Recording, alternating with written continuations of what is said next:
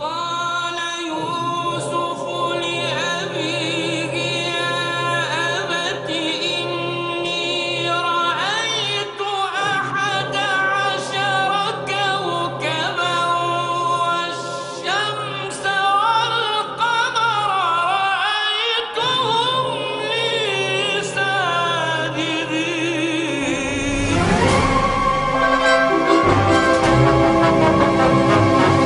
إنا أنزلناه قرآنا عربيا لعلكم تعقلون. إنا